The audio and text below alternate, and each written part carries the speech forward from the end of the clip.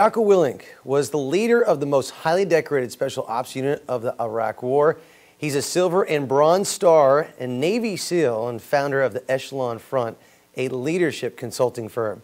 Jocko joins us now, and thanks for coming in to Eyewitness News Mornings. And by the way, thank you for serving our country. It was an honor to serve, and thank you for having me on.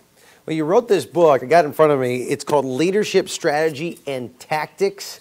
All right, you're a guy who served in the military for over 20 years. You know exactly what leadership looks like.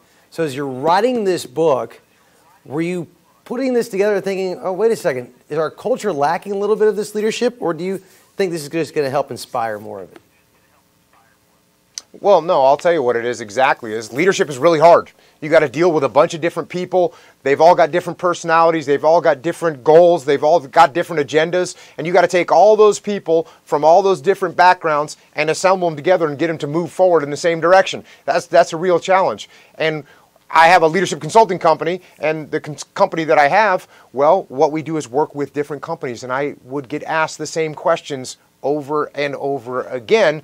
And eventually, I realized that people didn't make the connection between the fact that there's leadership tools, there's leadership techniques, there's leadership strategies and tactics that you can use as a leader to overcome your challenges. So for this book, I wrote those leadership strategies and tactics down, put them all into one book so that someone could open up the book, find their issue, find their problem, and then find the solution to it as well. I think it's great, too. And I was going over this, and I found some great principles in here. And it can work in any different situation wherever you go, and it teaches you to become a leader when you didn't think you were. What's probably, when you look at this book, what's the one principle in here that you lean on yourself the most?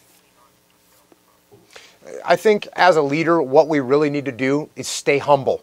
Because if you lack humility and you let get your ego out of control, well then guess what? You don't listen to anybody else. You don't change your mind on anything. You don't change your methods of doing anything.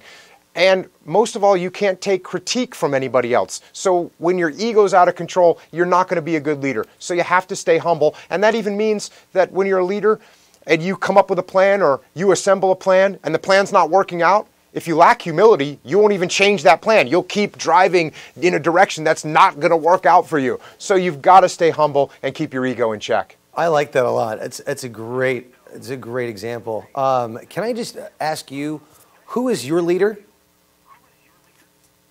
Oh, I mean, I had multitudes of leaders while I was in the SEAL teams, and I had a broad spectrum of leaders, from leaders that were really good, great guys, great leaders, very inspiring, to the other end of the spectrum, people that no one wanted to follow. So as a SEAL, what I always tried to do, regardless of what I might have felt about the leader, my goal was to build a good relationship with them so that they could give me what I needed to do my mission and then get out of my way and let me go do it.